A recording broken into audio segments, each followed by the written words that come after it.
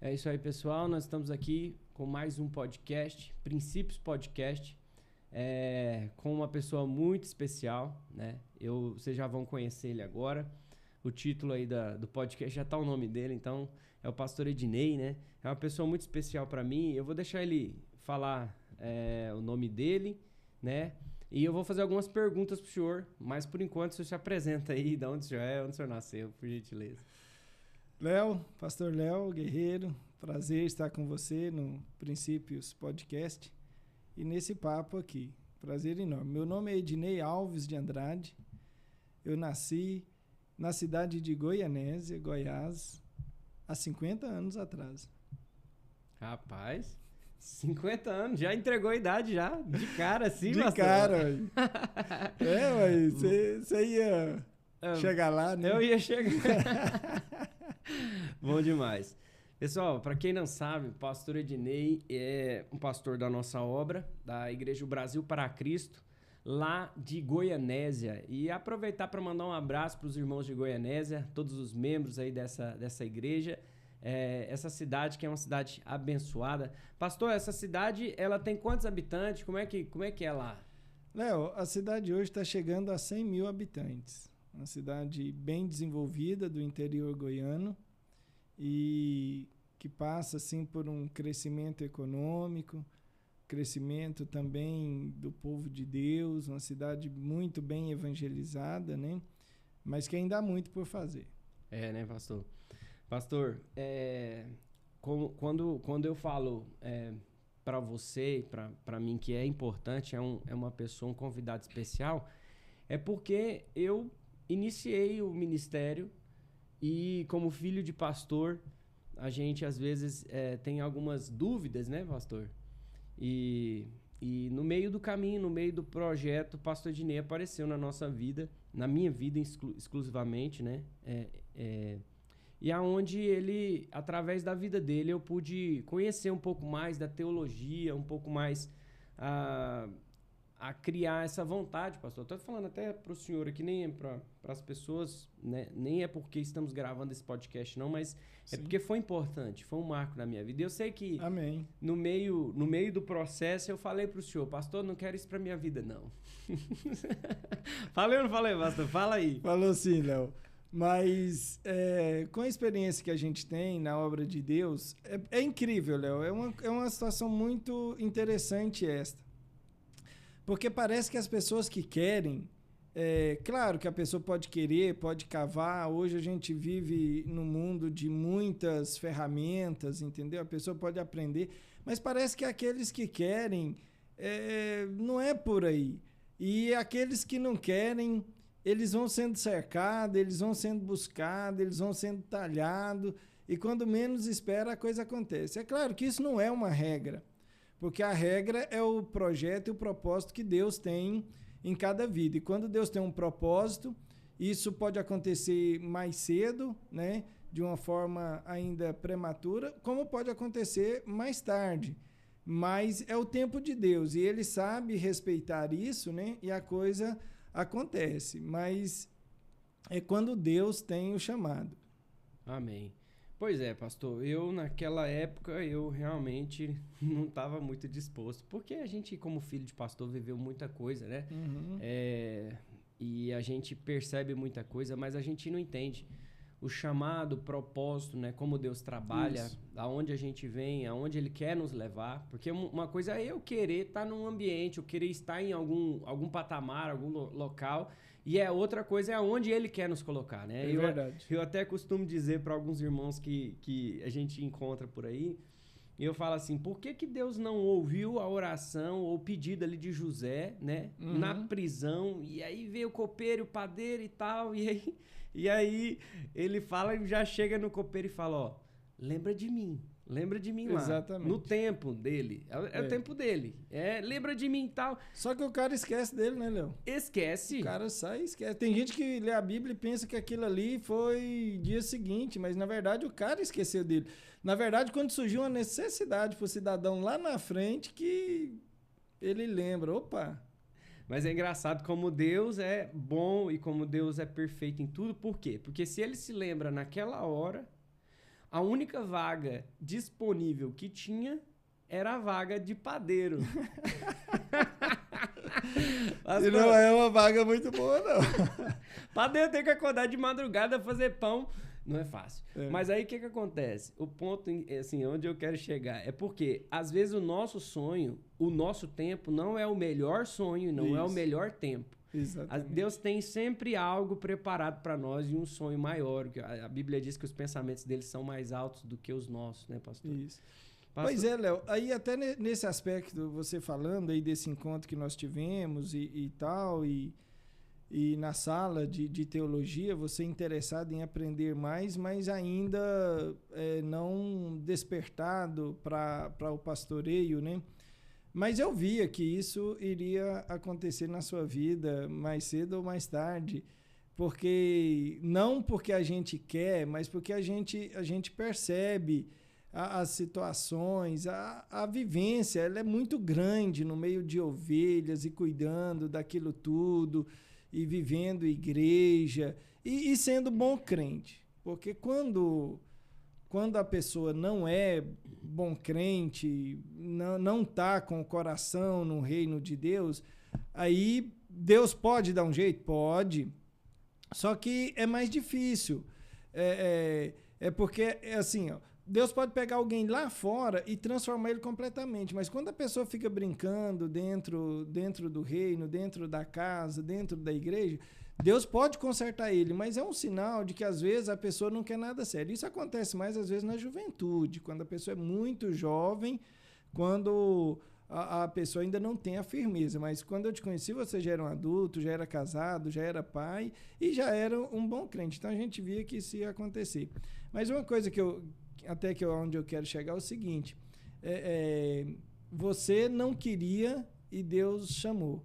E comigo foi um pouco diferente, mas alguns pontos semelhantes também. Porque você falou assim, eu jamais esperava. E eu também não esperava. Eu também era um improvável. Não tinha o mínimo despertamento para isso. Uma frase que até hoje me acompanha foi o seguinte, quando eu percebi o chamado de Deus na minha vida, daqui a pouco a gente pode falar mais detalhado sobre isso, eu quis me preparar, mas aí o que acontece? A minha mãe sempre foi muito fiel ao Senhor, eu já nasci em berço evangélico, embora não vivi tudo isso, mas por ela sempre estar ali servindo ao Senhor, quando eu percebi esse chamado, a pessoa que eu cheguei foi nela para falar, mãe, eu estou sendo despertado para isso e tal, e eu quero isso para a minha vida. Ela falou para mim assim, nós não temos ninguém, meu filho. Nós não temos ninguém na nossa família. Você não tem um pai pastor, você não tem avô pastor, você não tem tios pastores, você não tem ninguém que trilhou esse caminho. Da onde você tirou isso? E aí eu falei, eu não busquei isso. Eu fui me envolvendo e eu estou percebendo que eu estou cada vez mais envolvido.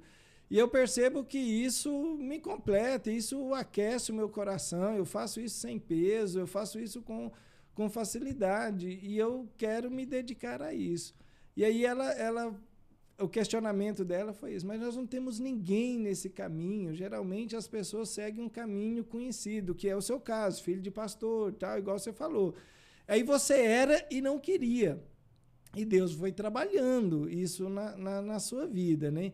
Eu não tinha nenhum exemplo, eu não tinha nenhum modelo para aproximar. E de repente eu me vi envolvido. Então Deus trabalha de diversas formas, mas cada um tem o seu detalhe lindo e maravilhoso e o trabalhar do Senhor, né? Forte, pastor. É um testemunho importante e bom para nós, porque muita gente acha assim, eu vou ser porque meu pai foi. Uhum. Ou não tem quem foi, então eu não vou ser, né? Uhum. Isso mesmo. É uma história interessante. Pastor, vamos começar do início de tudo. O senhor já comentou, né, que nasceu no lar cristão. Uhum. É uma das perguntas que eu sempre faço para os pastores aqui, sobre esse ambiente familiar, se realmente sempre foi na igreja ou não. Eu queria que o senhor falasse um pouquinho do seu nascimento, aonde o senhor nasceu, né? Até ali, até o seu primeiro contato ali realmente com esse encontro com o Espírito Santo. Porque muitos, às vezes, têm com 10 anos, com 12, tem uns que vai ter com 20. Eu queria entender um pouquinho mais sobre a sua história, onde o senhor nasceu, o seu pai, sua mãe, se eles estão vivos ainda. Léo, eu sou filho de Sebastiana e de José. E nasci na cidade de Goianésia, igual eu falei. E o que acontece? As duas famílias, progenitora minha, já eram evangélicas. Minha mãe, os meus avós se tornaram evangélicos quando ela era de pequena idade, 5 anos de idade aproximadamente. Então, a vida toda dela, ela foi crente. E os meus avós paternos também. E aí, o que acontece? Eu fui criado e ensinado na igreja, mas aconteceu um detalhe interessante. Quando meu pai casou com a minha mãe, logo em seguida, alguns anos depois, ele se desviou. Ele se desviou dos caminhos do Senhor e a gente foi crescendo, embora tendo contato com a igreja, mas eu sou de uma família de 3 irmãos. Eu e mais 2, tudo homem. E pelo fato do meu pai estar fora da igreja, ele nunca entrou por caminhos tão difíceis. Vícios, bebidas, essas coisas, não. Ele sempre foi temente e tal, mas ele não ia. E conforme eu fui crescendo e pegando idade, ali 7, 8, 9 anos que eu fiquei por minha conta, eu escolhi não ir. Então eu fui criado na igreja, mas sem esse negócio de ser taxado de crente, de estar na igreja. 8, 9 anos, eu já dava trabalho para minha mãe, não querendo ir, trabalho que eu digo desse jeito. E ficando com o pai e tal, e aí segui o meu caminho.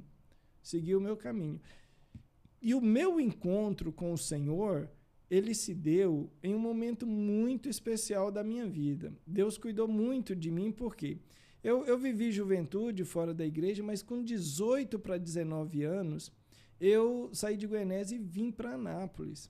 Eu vim para cursar faculdade aqui. E em Anápolis, eu me deparei com 2 caminhos.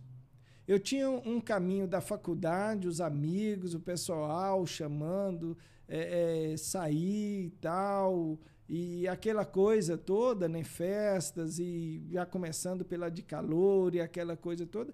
E eu vim morar com a minha avó e uma tia, e que eram evangélicas. Então, a gente morando juntos, eu tinha a escolha de ou eu sair e acompanhar a turma, os amigos, ou eu ir para a igreja.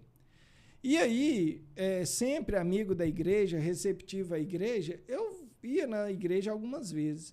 E quando eu me vi, eu estava frequentando a igreja. E frequentando a igreja, eu me deparei com uma situação que eu precisava, eu sabia dentro de mim que um dia eu tinha que ter um encontro real com Cristo e uma decisão. E aí, quando eu me vi, eu estava frequentando a igreja quase que regularmente, indo domingo, indo no próximo domingo. Aí fui pego pela palavra, a pregação do evangelho, e em um determinado domingo eu fiz a minha decisão, 15 de novembro, feriado nacional, mas deu num domingo, não por causa do feriado, era um domingo, 15 de novembro de 1993, eu ergui a minha mão e decidi a minha vida ao Senhor, e me entreguei ao Senhor. Eu estava prestes, eu estava com 19 anos e comecei a minha caminhada com Cristo. Que bonito, pastor. Então, assim, eu não tenho dificuldade desta marca. Porque, é igual eu falei, eu escolhi o meu caminho e depois eu vim a Cristo. Entendi. Mesmo sendo filho de cristãos evangélicos. Entendi. Esse tempo que eu acredito que foi muito difícil, que seu pai se desviou, mas os seus pais mantiveram casados. Sim, sempre um casamento sólido. Um casamento assim de um convívio muito bom. Esse exemplo aí foi... Seu pai trabalhava com o quê, pastor? O meu pai foi comerciante e agricultor. Ele revezava entre as duas atividades. Ele tocou comércio de diversas formas, armazém, cerealista de grãos. Ele tinha uma máquina de arroz. O nome dele, por muito tempo da vida dele, ele carregou esse apelido. É o Zé da Máquina. Exatamente. Tinha máquina de limpar arroz. E depois a gente teve mercearias e essas coisas todas. E essa foi uma influência para você também ou não? O que fez o senhor decidir em fazer o curso que o senhor fez, vir para Anápolis? O senhor está até hoje nessa profissão também, mesmo atuando como pastor? Aí eu fiz Ciências Contábeis, né, o curso que eu fiz, superior, e não teve nada a ver. Assim, apesar que, pelo meu pai ser comerciante, ele sempre teve um contador, guarda-livros, né, que cuidava dessa parte. Mas o contato era muito mínimo com essa questão e eu desconhecia esta profissão e não tive nada a ver. Ele gostava de comércio e também sempre uma terrinha, uma coisa, essa parte de agricultura. Era interior, lugares pequenos. Mas quando eu fui estudar a gente morava num lugar que é chamado de distrito, não é ainda cidade, nas imediações de Goianésia. E aí o que acontece? Quando eu precisava fazer o 2º grau, eu tive que ir a Goianésia. E chegando lá, eu tinha opções de curso. Naquela época não era ensino médio geral. O ensino médio ele era dividido. Tinha o tal do científico, que não formava em nada, você apenas estudava as matérias básicas e aí você tinha que ir para a faculdade para arrumar uma profissão. E tinha os cursos técnicos. Aí tinha técnico em administração, tinha técnico em contabilidade, tinha magistério para quem queria ser professor ou professora. E aí eu vi contabilidade, achei interessante, escritório, aquela coisa, possibilidade de ser um profissional autônomo, ou toda empresa tem que ter.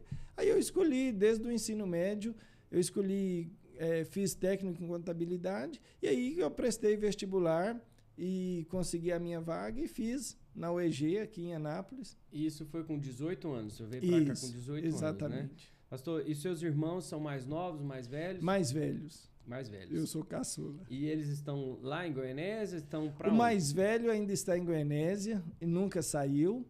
E o do meio, ele mora em Goiânia. Certo. Pastor, então quando o senhor chegou aqui, o senhor foi fazer a faculdade. Começou ali com os 18 anos, aos 19 você teve um encontro, uma chama acendeu, né? Na verdade, eu ainda não tinha nem 19 completo. Não, né?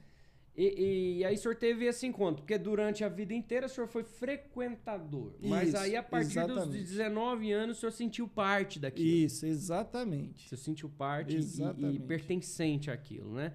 Pastor, aí o senhor continuou fazendo a faculdade. Sim. Durou quanto tempo essa faculdade? Fiz 4 anos de faculdade. Certo. E já trabalhava na empresa. A partir do final do 1º ano, eu já entrei para o mercado de trabalho, estudava e trabalhava. Entendi. Aí o senhor estudava e trabalhava. Isso. E ficou até quantos anos? O senhor estudou 4 anos? 4 anos. 4 anos. Então, com 23 anos. Isso. Mas eu sei que o senhor teve uma caminhada até o seminário, né? Me conta um pouquinho da faculdade, desse período que o senhor aceitou ali e realmente falar assim, não, agora eu sou de Cristo, ele é meu. E até o senhor despertar a estudar mais, a mergulhar mais. Vamos lá. Então, Léo, aí eu fazia faculdade, trabalhava e igreja. Eu tinha uma vida intensa, assim, era muito... O senhor não experimentou nada do mundo, de bebida, de nada? Experimentei muitas coisas, mas muitas coisas eu fui poupado. Bebida, provei, eu nunca fui de fumar e nunca usei nenhum tipo de drogas. Entendo. Drogas ilícitas e nem fumo. Mas bebida, sei o gosto de quase todas, e namoros... nunca sério, mas tive paqueras, essa coisa toda. E quando eu vim a Cristo, fui limpo disso daí também. E aí, Léo, o que acontece? Vindo essa vida intensa, faculdade, trabalho e igreja. Era muito corrido, mas eu fazia tudo com muito prazer, com muita alegria e fui sendo laçado. Veja só, eu na igreja foi uma coisa muito interessante, porque eu fui para a igreja e era uma época assim que a mente da gente está muito sadia, 18 anos, 19 anos, você está no pique total, você está aprendendo muito, você acabou de entrar na faculdade, vestibulando, a sua cabeça tá muito boa para aprender as coisas. E aí o que acontece? Eu caí para a igreja e foi tão interessante que acho que você vai entender assim, um pouquinho. Quando eu cheguei na igreja, 2, 3 semanas que eu estava na igreja, houve uma batalha bíblica. E foi anunciado um livro. Olha só, essas práticas são interessantes. Foi anunciado um livro, a 2ª carta de Timóteo. E falou que a gente ia ter uma reunião de jovens e ia ter perguntas bíblicas. E foi dado aquele livro, aquela carta. E eu peguei a Bíblia e fui ler. E li a carta e fui lá para a reunião, né? Despretensiosamente, mas... Aí chegou lá, Léo, fazia as perguntas e eu... Respondia na lata. Eu respondia. Eu não sei se... Sei, sim, é claro, o primeiro amor, né? Aquele negócio dentro de você... E tinha jovens lá que estavam na igreja há tempos, eu acho que eles nem sabiam qual carta que era para ler, não deram atenção àquilo. E por eu ter lido e preparado, chegou lá e eu sabia quase tudo daquilo. E passei na frente de todos. E aí eu senti assim, interesse, fui despertado para isso. Logo em seguida, a gente teve um retiro, teve uma outra batalha bíblica, eu lembro o livro até hoje, Neemias. E eu fui naquele livro e li tudo de novo e peguei lá e tal, e sabia o número, quem retornou, quem não retornou, as famílias. E isso aconteceu a primeira com as 3 semanas, e uns 4 meses, 3 meses depois aconteceu. E o povo falou assim, esse menino é bom de Bíblia, queremos... Eu já estava sendo disputado, novo convertido disputado, mas eu fiz a mesma estratégia.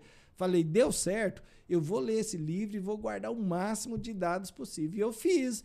Li o livro e guardei o máximo de dados possível. Cheguei na batalha bíblica de novo, respondendo as perguntas.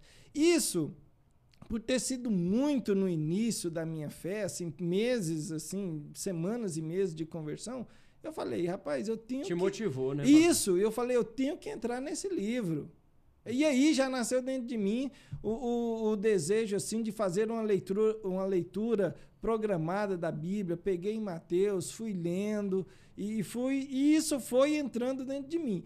E por entrar dentro de mim, eu buscar ler a Bíblia, assim, aquele primeiro amor, ler a Bíblia completamente, rapidamente houve um destaque assim de não um conhecimento teológico nem doutrinário, mas de saber alguns detalhes. E isso foi encaminhando para rapidamente eu estar dentro de uma sala de EBD. Que legal. E, me fala um pouquinho. A igreja que vocês congregavam lá em Goianésia, qual era a igreja? Como que era o nome da igreja? Assembleia de Deus. Minha família sempre foi da Assembleia de Deus. Aí quando você veio para cá, sua avó e sua tia também era da Assembleia de Deus. Ministério de Anápolis, isso aqui. Ministério de Madureira. Madureira. Isso. Perfeito. E aí então o senhor foi para a escola dominical. Pois é, aí o que acontece? Por eu ter esse primeiro amor, eu ter buscado mais assim a questão da palavra, o que acontece? Por eu ter buscado a questão da palavra, logo o pessoal falou, não, vamos dar aula. Só que foi uma coisa interessante. Você vai dar aula para quem?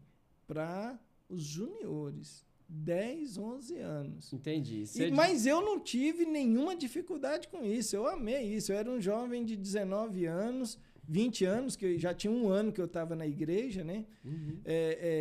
E aí você vai dar aula para meninada aí de 11 anos, no máximo 12 anos. E eu amei aquilo, fui para a salinha. Claro, não era um professor só por sala, a gente era 2, às vezes até 3. E eu aprendendo com as pessoas que já estavam ali com mais experiência, preparando aula, amando aquelas crianças e dando aula. E aí eu fui crescendo. Aí dos juniores, não, você vai dar aula para os adolescentes. Fui para os adolescentes. Dos adolescentes, não, você vai para os jovens. Aí eu fui para os jovens. Aí tinha curso teológico. Não, agora eu entrei no curso. E aí eu, sentindo a necessidade de conhecimento, eu falei, opa, o negócio aqui é sério, eu tenho que... Tá apertando, eu preciso estar preparado. Exatamente. Aí eu fui para o primeiro curso, que foi um curso dentro da igreja, e entrei estudando, e no meio desse curso, não era bem professor, mas era uma questão de monitor.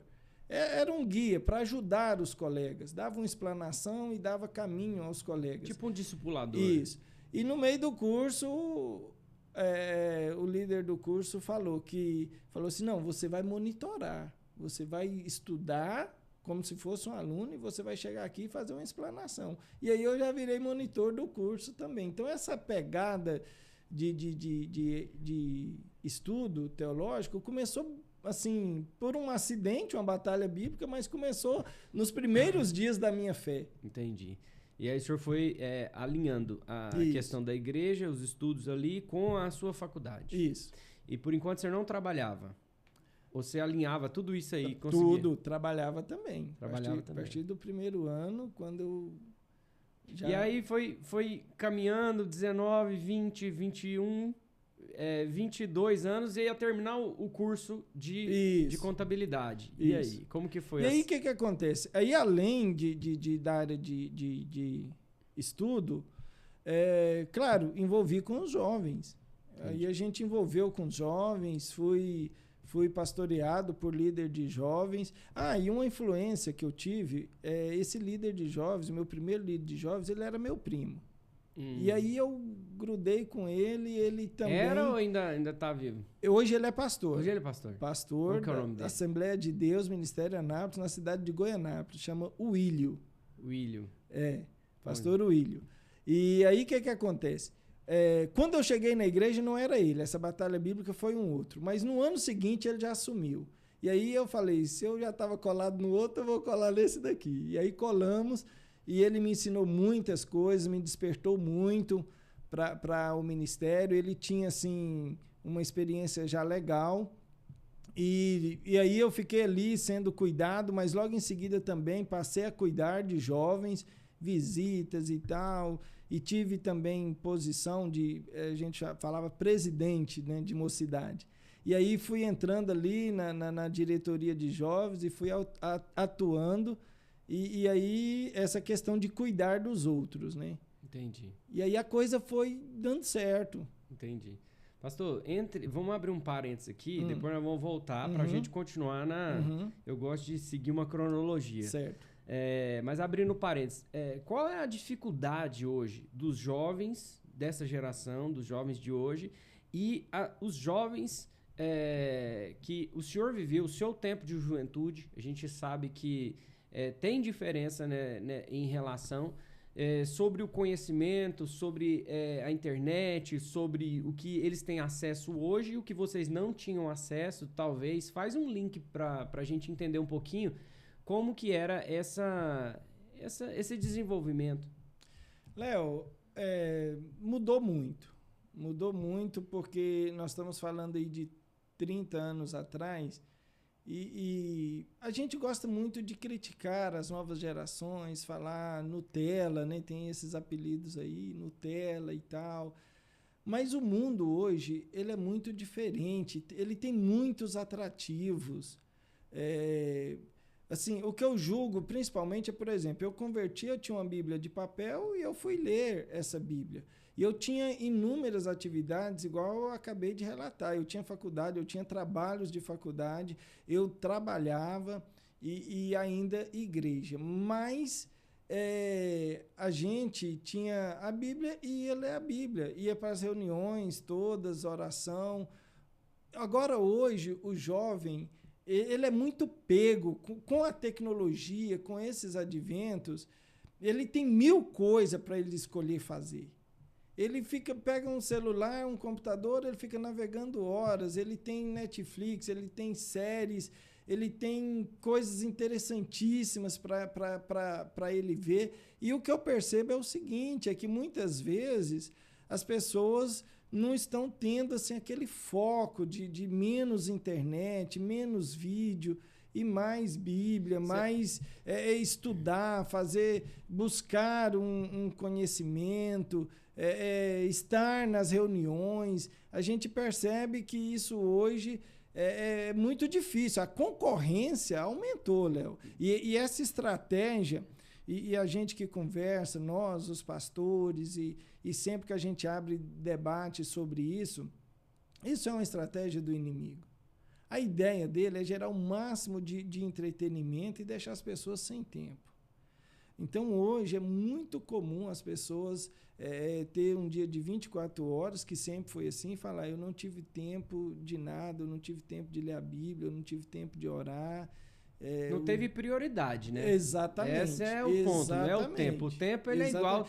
Porque as diversidades, a tecnologia, os compromissos, eles se multiplicaram muito, né? Entendo. Então, assim, não gosto só de criticar os jovens. Eu acho que o desafio deles é muito maior hoje. O mundo está com muito mais redes, muito mais laços, muito mais atrativos para roubar o tempo das pessoas. Eu costumo abordar esse tema também e eu preciso entender um pouco mais. Além de ser um pastor de 35 anos, e eu fui líder de jovens, e a gente tem uma dificuldade, inclusive depois da pandemia, parece que dificultou mais ainda, né? Uhum. Porque os jovens da pandemia eram meio que levados pelos pais, né? E apresentado, esse é o caminho. Ficou um tempo sem... E aí os pais já não conseguiram mais fazer com que esses jovens venham. E aí fica sobre entretenimento, né? Uhum. Eu não sei se com o senhor é a mesma coisa, mas em vários locais fala assim, mas a igreja não faz nada. A igreja não cria alguma coisa, porque o jovem está indo embora, a igreja não cria nada. Então, assim, na verdade, parece que a gente tem que entregar alguma coisa, né? Parece que a gente tem que entregar alguma coisa para atrair, para fisgá-los, quando, na verdade, a palavra é suficiente, né? A necessidade seria suficiente. Porque tanto é, pastor, que quando a gente está doente, o que a gente faz? A gente vai no hospital, procura um médico. Procura um médico. Né? Mas se a gente não reconhece que está doente, a gente não procura. Então, a gente tenta usar alguns remédios paliativos. E tem pessoas, e inclusive os jovens, e muitas pessoas, talvez até maduras também, utilizando os remédios paliativos para tentar curar uma alma, para curar um trauma, para curar um desvio de caráter, desvio de conduta, uma quebra de princípios, e tenta ocupar ali tenta colocar a sua visão em alguma situação para ela trazer alegria para ela, enquanto a alegria só é plena em Cristo. Mas, para atrair esses jovens, a gente precisa apresentar Cristo para eles. Então, eu acredito que está levantando uma geração nova, Sim. Uma geração com verdade, que não está vindo por causa do pão, nem por causa do peixe, mas está vindo porque Cristo está no ambiente. Então, eu acredito que há uma geração que está vindo por Cristo, né? Mas a gente fica um pouco perdido, pastor, porque você é pastor, o que faz? Muda, faz isso, faz aquilo. E aí fica aquela situação, né, de colocar talvez muito entretenimento e pouco conteúdo. Então, às vezes, Jesus está do lado de fora, né? Ele escreveu a carta para uma igreja e ele estava do lado de fora. Então, um pedido que eu faço para o Senhor, eu falo, Senhor, que a tua presença não se afaste de nós. Que a tua presença esteja nesse ambiente. E eu acredito que ela é suficiente, pastor. Se a gente apresentar o Cristo ressurreto, eles vão ver a necessidade de não comer e beber disso para comer e beber e se fartar em Cristo, né? Então, é um ponto que eu tenho essa visão. Pastor, só complementando, Pode, mas pastor. uma coisa assim, interessante que a gente nós como pastores, nunca podemos perder o foco, é o seguinte, a palavra de Deus diz que o jovem é forte. Filhos, filhinhos, pais, e quando falar os filhos, vós sois fortes. A palavra de Deus habita em vós. O jovem, quando ele é apaixonado pela causa, quando ele é apaixonado por Jesus, ele tem um comprometimento, igual você falou, ele tem uma transparência, ele busca uma santidade, ele busca viver aquilo intensamente, como é próprio dos jovens. E aí, o nosso papel é esse. É aproveitar essa paixão. Canalizar isso e acreditar. Porque parece também que nós, os mais velhos, parece que nós estamos um pouco descrente com essa modernidade, com essa geração. E a gente tem que acreditar. Acreditar que... Eu vejo muitas pessoas falando: o que será da igreja? O que será da igreja do futuro? O que será da igreja do amanhã, se a nova geração... Não, na verdade, aí nós temos que deparar com a palavra de Deus e crer nela. Primeiro, os jovens são fortes. Vai ter sempre jovens confiando no Senhor, fazendo coisas lindas para o Senhor. Nós temos visto isso na nossa denominação, a gente vê isso na nossa igreja. E o que acontece? E também crer nas promessas de Deus para a igreja.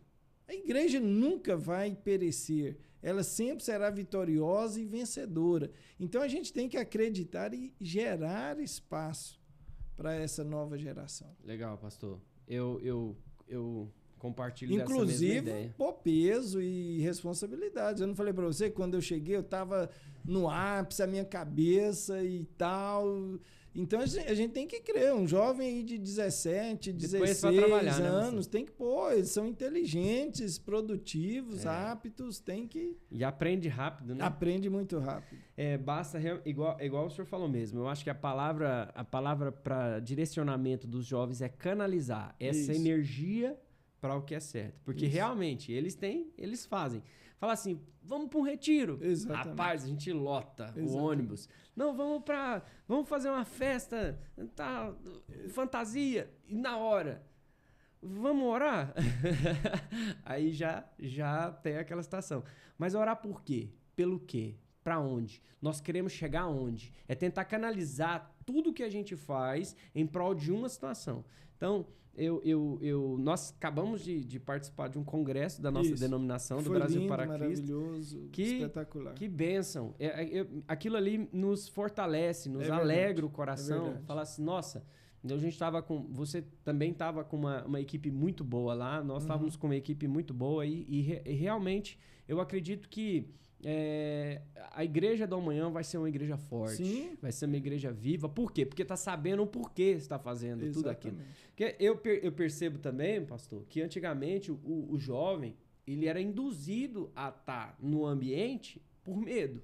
Isso. Tem aquela ideia aí de 30, 40 anos atrás, falar assim, não corta o cabelo, não usa essa bermuda, não faça isso, não faça aquilo, porque tal. E como que o diabo agia? Sendo que não conseguia tirar o tempo e eles estavam focados, eles endemoniavam um monte de gente durante o culto, tiravam atenção, causavam medo. Exatamente. Hoje em dia, o diabo falou assim, não, peraí, eu não preciso me demonstrar aqui, né? Jogar alguém no chão, levantar banco, mas se eu tirar o tempo deles. O tempo dele. É a grande estratégia e o mal do século é isso daí. É o tempo. Roubar o tempo. Roubar o tempo. Tudo gira em torno disso. Forte, pastor. A gente precisa canalizar. Foi uma boa palavra. Eu já vou segurar essa aqui. Canalizar esses jovens aí, botar eles para trabalhar. Exatamente. E mostrar para eles o que eles vão ganhar com isso. A igreja também, Léo. A igreja também... a gente às vezes reclama, eu tenho repensado igreja, porque é o seguinte, a igreja, muitas vezes, ela também não está colaborando tanto assim com os jovens. Nós perdemos algumas ferramentas. Por exemplo, vou dar um exemplo. Eu estou falando aqui, os meus primeiros passos foi dentro de uma escola dominical. Hoje, eu sei que as igrejas têm dificuldade, mas na maioria das igrejas não está tendo mais a escola dominical. Então, assim, a gente perde aquela chance de introduzir um jovem para ministrar sobre outros. Porque quando você está fazendo, você aprende muito. E isso daí, por que eu falei que eu ando pensando e repensando? Porque na minha igreja não tem a escola dominical. Entendo. Nós transformamos isso em um culto. Só que um culto, ele envolve uma pessoa pregando e músicos que já existiria no Ministério geral, né? Então, a gente, às vezes, não tem essa oportunidade de fazer um jovem estar ali ministrando para pegar o gosto para a palavra, para aprender a palavra, para sentir a necessidade, a responsabilidade e desenvolver as habilidades, né? Então, e isso é assim, então a gente acaba, às vezes, perdendo algumas ferramentas que são muito interessantes, né? E a gente precisa cada vez mais manter as ferramentas, acreditar nos jovens, colocar funções, delegar, né? Tudo isso para que eles continuem aprendendo. Legal, pastor. Fazer com que eles produzam, né? E aprendam enquanto produzam, né? Eles estão sendo liderados e discipulando, né? Igual, porque o dever do pastor não é ele centralizar o microfone com ele, mas fazer com que os seus liderados, os seus discípulos, continuam um legado que mesmo com a falta dele, as coisas vai formando discípulos, e é o que Cristo falou, né? Ide e pregai o evangelho e fazer discípulos, né? Porque o tempo nosso passa, pastor. A gente é limitado. Então, no máximo 80 anos aí a gente vai viver, mas e o que eu estou deixando? Aonde eu estou direcionando? Eu estou impulsionando os meus filhos ou eu estou segurando os meus filhos? Né? Porque tem essa questão também, pastor. Porque olha para um filho e fala, não vai ser melhor do que eu, não vai conquistar mais do que eu conquistei, não vai fazer isso. Mais para eles. A gente precisa impulsionar. Outra coisa também, assim, né? Igual eu falei, as igrejas, assim, a maioria das igrejas tinha área de música. Aula de música, de instrumentos, de canto, formação. Hoje, a pessoa parece que ela tem que ir num profissional, a gente está meio com dificuldade. Defasado, desse início, né? Porque você vai arrumar um professor e ele não tem tempo, voltamos ao assunto, ele não tem tempo para se dedicar, não tem prioridade, né? Vamos trocar essa palavra, né, pastor? Aí hoje você implementar um curso dentro da igreja é a maior dificuldade, entendeu? E na verdade a igreja de ontem, ela tinha aulas de música, ela tinha coral, ela tinha o grupo de jovens que cantava, não era só os que estavam prontos. Nessa experiência aí de jovens que eu falei, eu participei de um conjunto muito interessante, onde todos os jovens tinham a oportunidade de cantar. Legal. É claro que eu tentei ficar lá no meio e não consegui. Não consegui. Mas eu tive a oportunidade. Eu frequentei coral por alguns meses e frequentei o grupo de jovens que cantava. Só que eu cheguei, entrei, insisti e vi que não era a minha praia. Mas era uma coisa aberta e aonde dava muitas ferramentas às pessoas. Então, todas essas ferramentas eram oferecidas e que hoje elas andam mais escassas. Entendo. A nossa igreja lá, graças a Deus, a gente está caminhando para... Ainda não desvencilhando. Graças a Deus, meu pai dirigiu a igreja durante 33 anos, né? 33, eu tenho 35. A gente chegou aqui... Olha só. Começo de 91 a gente chegou aqui. Que legal. Né? E a escola dominical foi mantida. A escola dominical está lá acontecendo todos os domingos. Bom demais. Né? Estamos com 3 salas de crianças e adolescentes e jovens. E estamos com um grande templo, que é um estudo direcionado para o adulto, né? Mas ainda continuamos. Eu acredito também nessa palavra. Eu já percebi isso na sua igreja. Eu vi que os músicos, muitos músicos jovens, crianças inclusive, né, tocam e tudo mais. Por exemplo, eu já vi na igreja que tinha equipe principal e tinha equipes de crianças e jovens, adolescentes. Hoje é muito difícil você estar vendo, né, os adolescentes cantando, assim, tendo aquele sonho de ter a sua banda, né, ter a sua equipe, né? E a gente precisa resgatar isso e dar esse espaço. Pastor. E é interessante que todo começo é difícil, é lógico. Todo começo vai ser difícil, escutar uma nota errada, escutar um toque errado. Mas é importante, né? É importante esse início, é importante esse apoio, é importante esse direcionamento, inclusive para a palavra. Também. Porque muitos vão começar a pregar e às vezes ele vai vai cometer alguma coisinha ali por nervosismo. Exatamente. Ou uma falta talvez ele não teve a intenção de falar e realmente machuca e tal. Então você vai lapidando e organizando e um dia vai se tornar um grande pregador, um grande músico, né? Um grande ministro de louvor. Mas é isso. Pastor, quando o senhor então terminou o curso, o senhor teve essa necessidade de ir para um seminário. Eu sei dessa história, eu queria que o senhor falasse um pouquinho mais aí. Pois é, Léo. Aí o que acontece? Eu formei na faculdade e aí eu estava por conta do trabalho e da igreja. E eu fui me envolvendo cada vez mais. E 2 anos depois de eu ter formado, em contabilidade, eu sentia a necessidade que a igreja, o ministério me chamava. Eu, então, estava 25 anos, aliás, até antes, 24, melhor dizendo. Estava com 24 anos e muito envolvido. Aí eu já era líder de jovens, eu já cuidava daqueles que tinham as necessidades, né? E liderava uma equipe legal. E gostando de tudo isso, eu falei, meu Deus, a seara é grande e poucos são os trabalhadores. Aí eu já tinha feito meu primeiro curso na igreja local, mas aí eu percebi assim, se eu for por esse caminho, eu preciso estar bem preparado. Porque eu via, Léo, dentro da igreja, os jovens, eu via muita gente na faculdade, né? Foi abrindo um trieiro e ali a gente convivia com os jovens, talvez por Anápolis ser uma cidade universitária, né? Então a gente já tinha vários universitários no nosso grupo de jovens, as pessoas estudando e buscando, e eu falei, como que a gente vai falar qualquer coisa? Como que não vamos ter uma base doutrinária para essas pessoas? E aí, um dia, uma pessoa que hoje é um grande amigo meu, o Edmar, ele foi na igreja que eu congregava e ele deu uma palavra e ele estava no seminário. E aí ele falou que era uma experiência muito boa e tal, e se preparou. E eu falei, gente, eu preciso disso. Eu estou sendo atraído para esse caminho e eu preciso me preparar, porque a igreja do futuro é uma igreja para pessoas preparadas. E nisso foi despertando dentro de mim.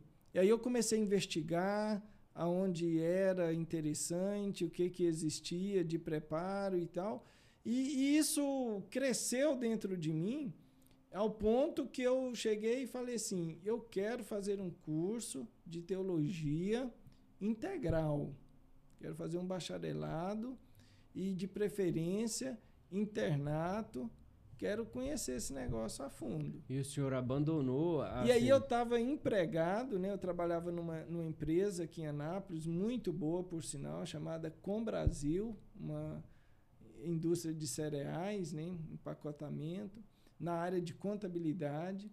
E aí eu fui ao meu pastor e falei, eu quero ir para o seminário assim, assim, assim. E eu quero ir e de forma integral. E aí eu pesquisei e eu achei um seminário em Pindamonhangaba, São Paulo, estado de São Paulo. Fica no Vale do Paraíba e era o seminário mais tradicional das Assembleias de Deus e eu quis ir para lá. E pesquisei, vi como que era e falei, vou e... A igreja te acolheu lá também.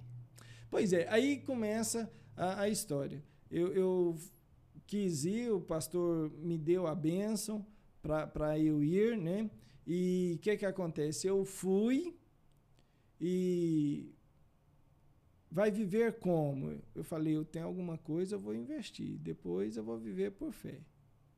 Aí ele coçou o bigode e falou assim, a palavra de Deus diz que quem deseja o episcopado, excelente coisa deseja.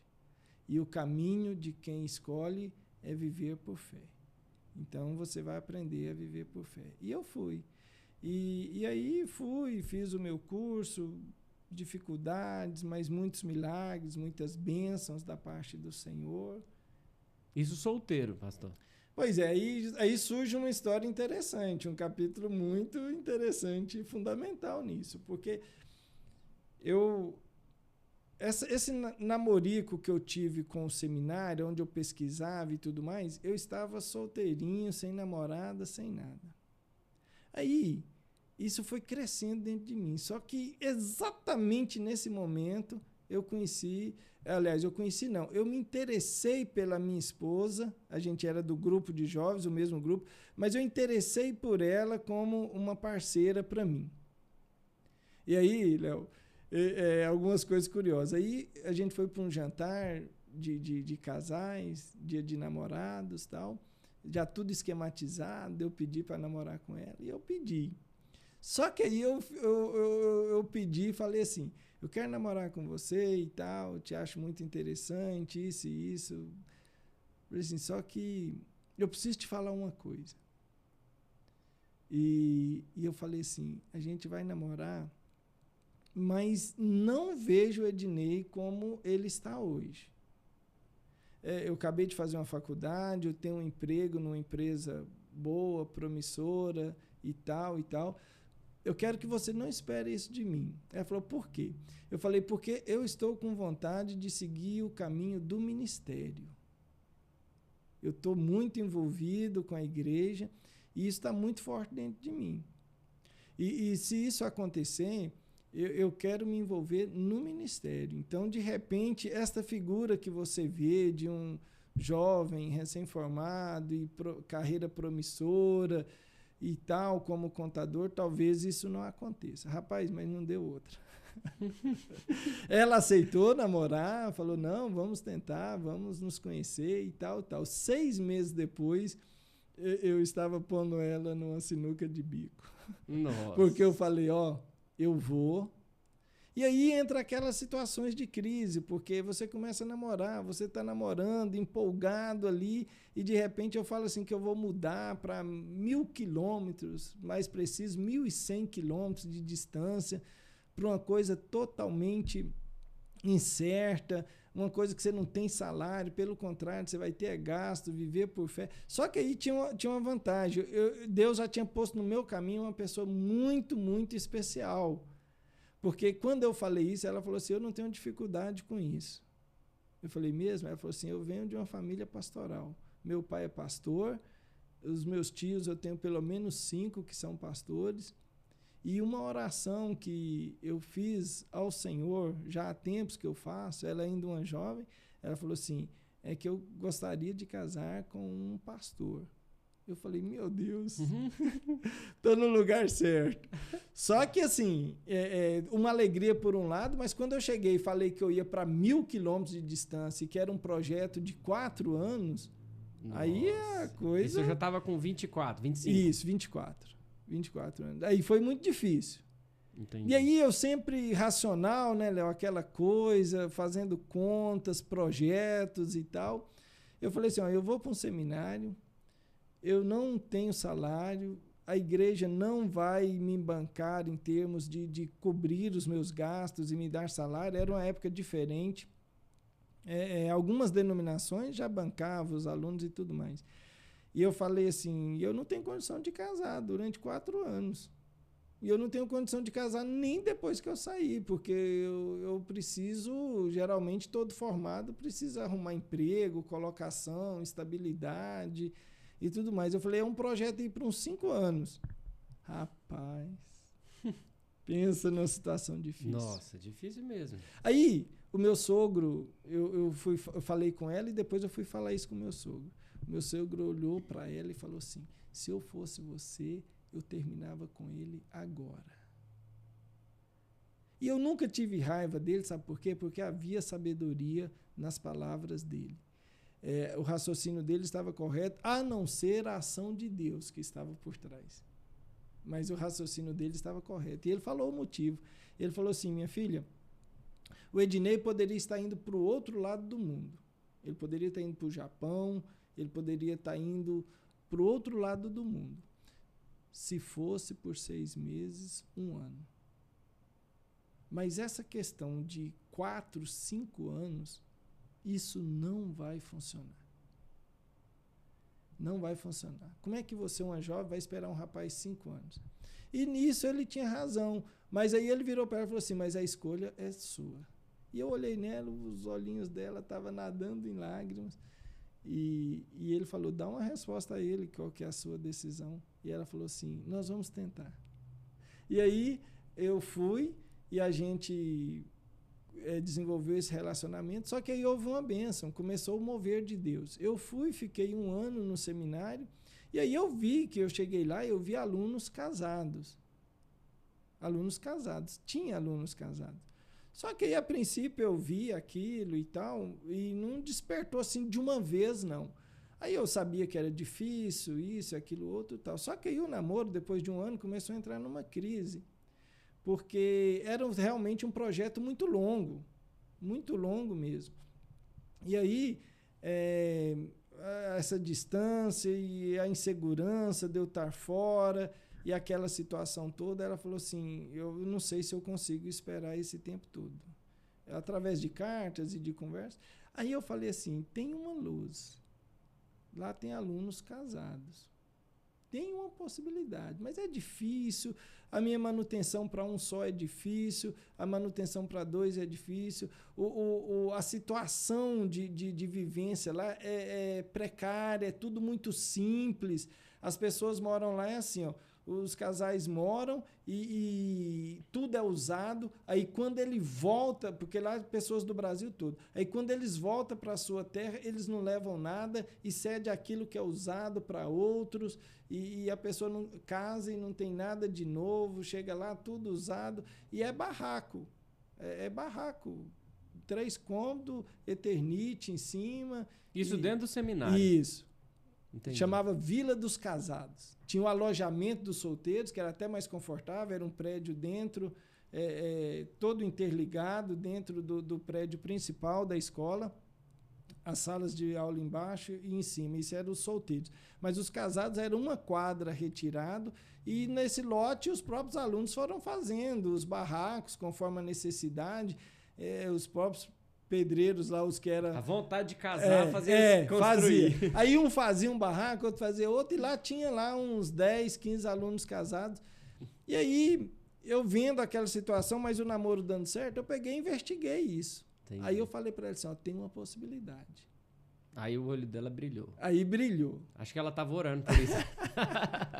Porque da outra forma não daria certo. Entendi. Aí a gente falou, tem uma possibilidade. E aí eu investiguei e tal, e assumimos um compromisso. Eu falei, ó, se a gente, vamos tirar um período para pensar seriamente sobre isso, se der certo, tal data a gente fica noivo, tal data a gente casa, e você também vai...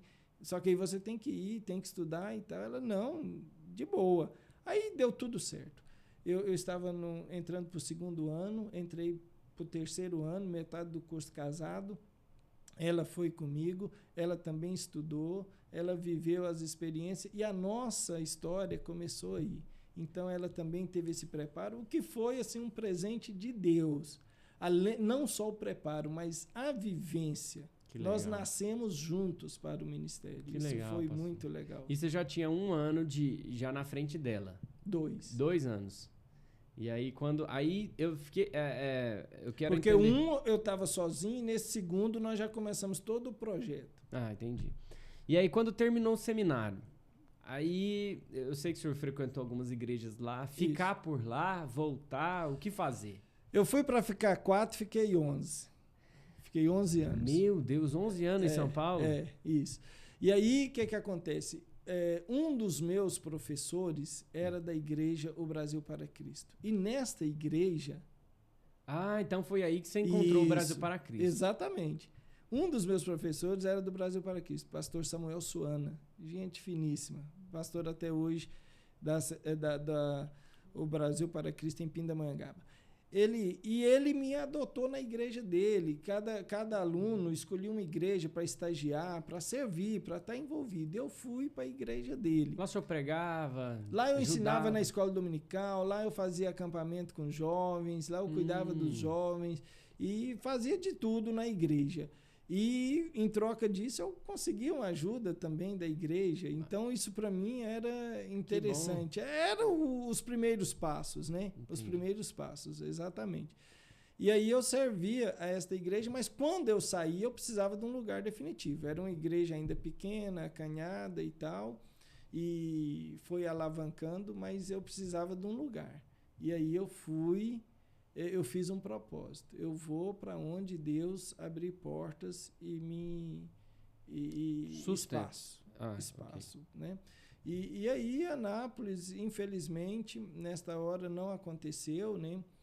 Houve muita insegurança da igreja que eu era em me repatriar e me adotar desta forma, e ao mesmo tempo eu fui parar na igreja Assembleia de Deus do Bom Retiro, São Paulo, a sua sede no bairro do Bom Retiro, pastor Jabes Alencar. Conheço.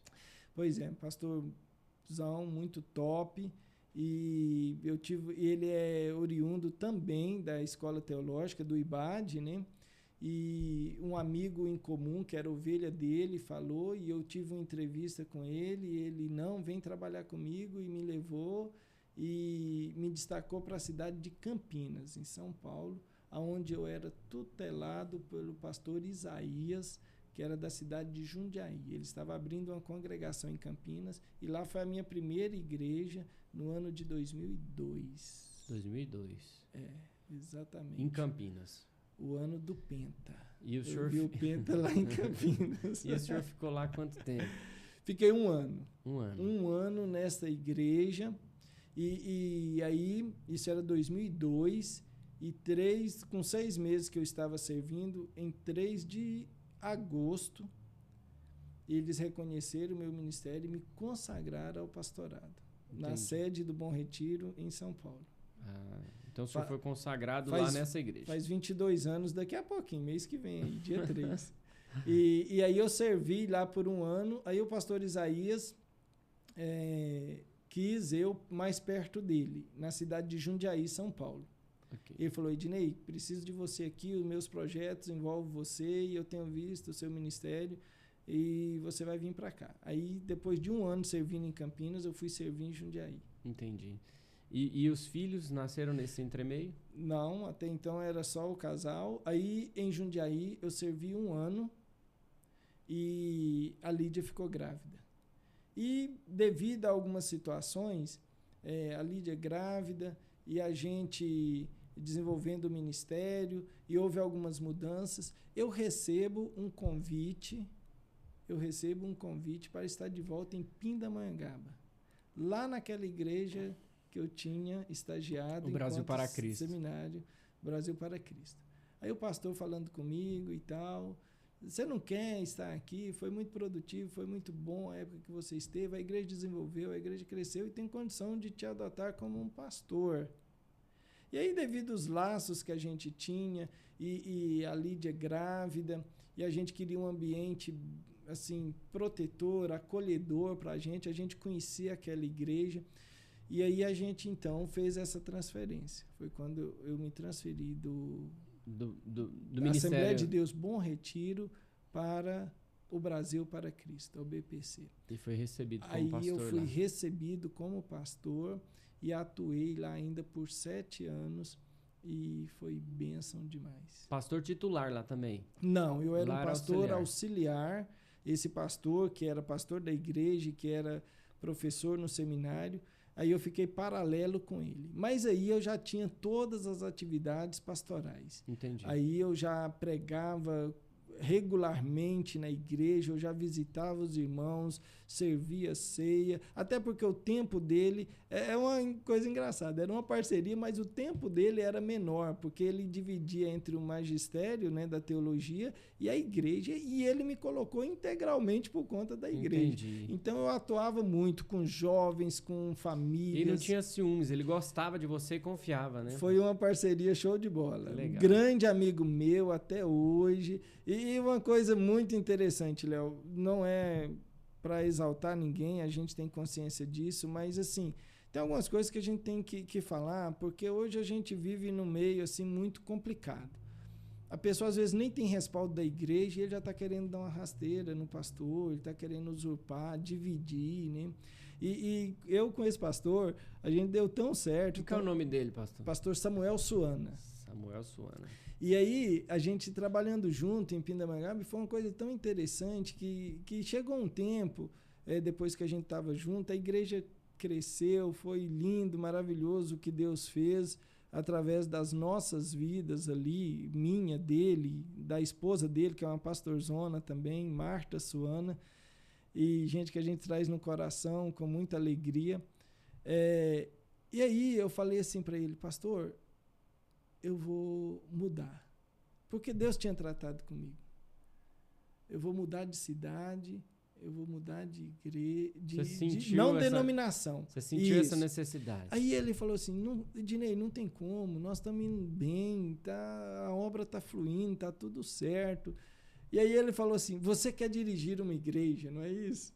Eu falei, não, pastor, não é isso. Ele falou assim, eu te dou a igreja. É isso que eu queria trazer, porque a gente tem que entender os projetos de Deus. E aí ele fez uma proposta até tentadora. Quando eu falo tentadora, por quê? Porque a gente amava ama, né, aquele povo, o ambiente, tudo prazeroso. O nosso filho nasceu ali, até a pergunta que você fez, já tinha os meninos. Aí o Atos, né, nasceu ali e foi muito acolhido, muito zelado, e a gente dava muito certo. Só que aí o que acontece? Ele falou assim, eu te dou a igreja, eu vou ser ovelha sua. E eu falei, não, pastor, não é isso que Deus tá pedindo. E eu falei tentador porque um ambiente conhecido, um ambiente que te abraça, um ambiente que te recebe e que tem uma estrutura, às vezes eu falei, não é isso. Eu falei, não, Deus está me direcionando a eu retornar à minha cidade. Entendi. A Goiás, a Você sentiu saudade? Você misturou esse sentimento ou realmente você ouviu a voz de Deus? Teve uma experiência aí na madrugada? Teve uma experiência? Me conta mais sobre isso. Léo, como foi esse?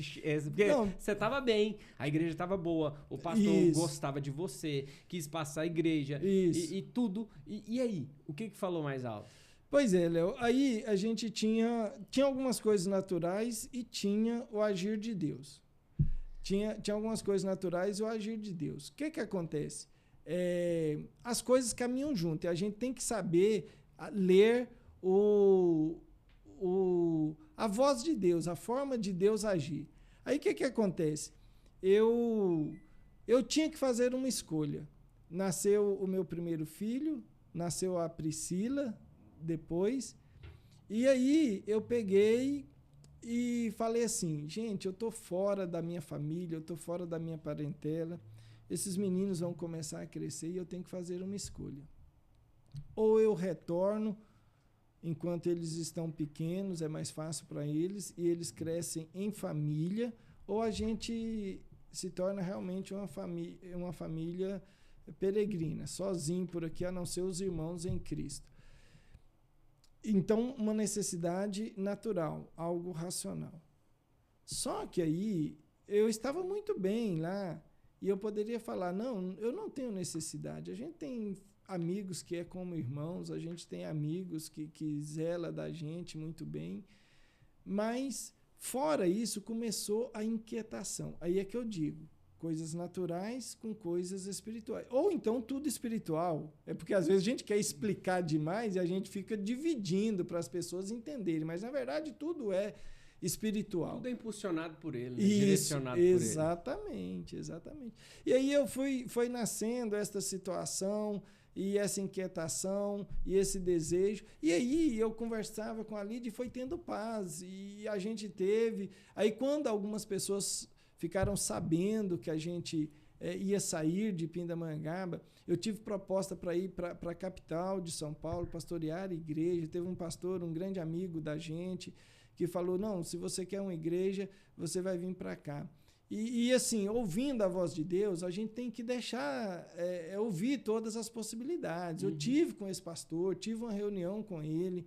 Ele falou, eu tenho uma igreja para você. Ele falou até a cidade, você vai para Osasco. Uma igreja já boa. BPC também? O BPC. Orlando Máximo, você deve conhecer. Ele falou, tem uma igreja sob os meus cuidados, em Osasco, você vai cair como uma luva e tal, e tal. Eu falei, pastor, eu vou pensar e orar. E aí eu orei e tal, e eu não senti paz. Aí outras transferências eu não sentia paz. E Anápolis crescendo dentro da gente, Anápolis crescendo. Aí chegou o ponto que eu falei, não, eu vou para Anápolis. Que ano foi isso? Isso foi em 2009. 2009. E aí, pastor, quando o senhor chegou aqui, tinha uma igreja preparada para você? Aí é que tá, eu vim então assim, a gente fala que projeta, mas você se programa, mas não assim às vezes com todos os cuidados devidos, né? Aí eu chego em Anápolis, meio que de paraquedas, vindo uma vez e me apresentei ao pastor Oswaldo do Vale, que você conhece muito bem, e foi uma surpresa para ele não me esperava e ele não me conhecia, assim, eu tinha ido na igreja dele umas 2 vezes, mas como um peregrino, e aí ele me deparou comigo, me acolheu muito bem, mas sem uma estratégia, assim, não tinha ainda uma forma de me acolher, né? Uhum. E aí nós fomos dando os nossos pulos até as coisas encaixar. Aí o senhor voltou ao ramo da contabilidade? Não, aí a primeira coisa foi interessante, que nessa época, você vai lembrar, eu fui meio que parceiro do seu pai. Seu pai tinha uma lojinha na Jaiara. Verdade. Não é isso? Aí eu cheguei muito de repente e não tinha igreja para mim, eu não tinha salário, e aí eu precisava trabalhar, eu precisava me manter. E na casa do meu sogro, de frente para a Avenida Tiradentes, tinha um pequeno cômodo. E eu falei, eu preciso montar alguma coisa, gente. E aí, na época, aquela cultura do meu pai de ser comerciante e tudo mais, aquilo brotou dentro de mim. E, na época, as lojas de R$1,99, depois R$2,99, em voga, né? Eu falei, eu vou montar um trem desse. Eu preciso viver, ué. Eu estava casado com 2 filhos. Você guardou o barco. Não, calma aí. Não, calma aí, guardei não. Você não queimou a carroça. Não, calma aí. Mas é porque eu não tinha ferramentas. Eu tô brincando. O pastor Oswaldo, de uma vez, assim, ainda não tinha uma igreja. Eu falei, eu vou montar essa lojinha até Deus agir. E aí eu montei uma lojinha pequena, tirei algumas opiniões com o seu pai. Estive lá, conheci a loja dele, ele falou, compra em Goiânia, compra do irmão Jair ali no centro e tal. E eu montei e fiquei nisso daí por um tempo. 2 anos eu montei essa lojinha e é engraçado, Deus deu exatamente a medida que eu precisava. Aí o pastor Oswaldo logo arrumou a igreja da Vila Santa Isabel para a gente cuidar, a gente foi, mas era uma igreja que estava sofrida, pequena, não tinha condição salarial, então eu não pude novamente nem sapecar as carroças, porque não tinha condição plena. Aí eu fui pastorear e não integral, mas pastoreava e trabalhava. E aí, depois de 2 anos com essa lojinha, eu me inseri novamente no mercado contábil. Eu tinha muita insegurança, pensava que não dava certo, mas encontrei um amigo da velha guarda que me convidou e a gente, então, adentrou novamente na profissão contábil e daí para frente com um ministério misto, dedicando à igreja, mas também trabalhando para um complemento de renda. Entendi, pastor. Que bênção. Bom demais. Você ficou quanto tempo na Santa Isabel? Fiquei 8 anos na Vila Santa Isabel. 8 anos? 8 anos. 8 anos. E aí, findou o tempo lá? Conta um pouquinho sobre isso. O senhor foi para o pastor? Foi uma igreja que a gente teve grandes experiências com o Senhor. Implementamos a nossa forma de pastorear, muita comunhão, muita alegria, mas que enfrentei muitas dificuldades naquele local. E o pastor Oswaldo, por algumas vezes, me convidou, Ednei, eu preciso de você na sede. Não precisa. Ele falou, venha para a igreja matriz. Eu falei, pastor, me dá mais um tempo, deixa eu aqui. E aí eu fui ficando, né? E cumpri esses 8 anos. Aí teve uma vez que o pastor Oswaldo chegou em mim e fez um convite novamente. Falou, isso foi a 3ª vez. Ele já tinha me feito 2 sondagens. Aí ele falou assim, Ednei, você tem muito perfil da nossa igreja matriz. Por que você não vem estar junto comigo? E aí, nessa época, eu me aproximei do pastor Oswaldo e eu percebi um sinal. Eu percebi que o pastor Oswaldo ia ter uma missão maior. E aí, nessa época, aí eu contei tudo, igual falei, ouvindo a voz de Deus, o ministério local lá na igreja, os desejos do coração da gente, a necessidade toda do reino.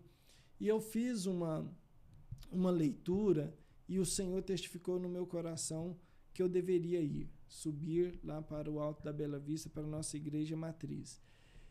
E aí eu fui e o pastor Oswaldo falou assim, eu vou pleitear a convenção estadual como presidente. Eu falei, pastor, Deus está nesse negócio. O Senhor, Deus, me trouxe a esse local para ser base, para ser apoio ao seu ministério. O Senhor vai se candidatar e o Senhor vai ganhar. E eu falei, e eu vou estar aqui para ajudar o Senhor. E esta igreja vai ser base para esta obra estadual. E ele falou, eu conto com isso.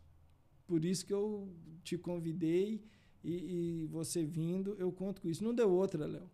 O pastor Oswaldo candidatou a presidente da nossa obra estadual e ele ganhou. E eu pude gerar esse conforto ao pastor Oswaldo no seu mandato. E assim ele ficou tranquilo, ele viajava, ele ia, ele vinha. E a gente desenvolveu uma parceria juntos também, que foi fenomenal, uma época de crescimento, uma época de aprendizado, convivendo com ele, um homem que é uma potência, um exponencial na obra de Deus, na nossa obra. Isso pós-pandemia, né, pastor? Pós-pandemia. Antes. Né? Antes? Antes. Perfeito. Antes da pandemia. Nós tivemos uma parceria antes. Quanto tempo, pastor? 6 anos. 6 anos. 6 anos nós servindo junto. E aí a gente cuidando e tal, e aquela coisa, e ele desenvolvendo, né, a obra de Deus. E foi muito, muito, muito maravilhoso, até que surgiu Goianésia. E aí, como que foi essa proposta, esse desafio, né? A gente sabe que é a cidade que você nasceu, né? Isso. É uma cidade que você se identifica muito, Isso. né? Conta um pouquinho para nós Pois essa alegria aí. Aí, Léo, o que acontece? 31 anos depois de eu sair de Goianésia, apareceu a possibilidade, né, de estar de volta ali e da gente pastorear a igreja lá. Eu não contava com isso. Durante um tempo, quando eu retornei de São Paulo, até chegou a cogitar na minha mente que isso pudesse acontecer, não deu certo. A igreja lá de Goianésia passava por uma mudança, mas aí não deu certo, mas tudo tem um propósito de Deus, e isso já tinha sumido da minha visão e dos meus projetos. É igual a gente falou no início, não é quando a gente quer, não é da forma que a gente quer, é o tempo de Deus, né? E aí, o que acontece? Houve mudanças na vida do pastor Oswaldo, e tudo começou com a mudança da nossa igreja aqui em Anápolis. Houve mudanças, o pastor Cláudio Góes veio pastorear a igreja, o pastor Oswaldo teve esse direcionamento, né? E com isso, Goianésia estava vago novamente, precisando de um pastor. A igreja lá passando por algumas dificuldades, e precisando de um pastor. Quando eu vi essa possibilidade, por ser a terra da gente, essa identificação, igual você falou, eu peguei e me dispus.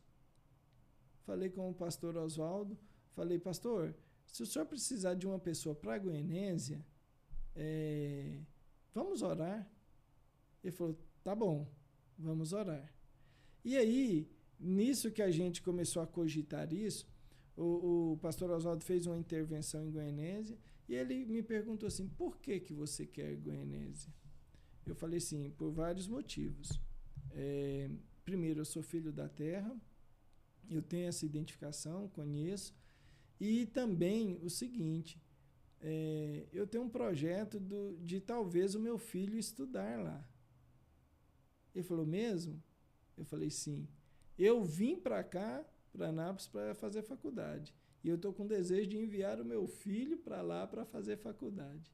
Ele falou, ele vai fazer vestibular lá? Eu falei, vai. Aí o pastor Oswaldo falou assim, ele faz o vestibular. Se ele passar, você vai ser o pastor de Goianésia.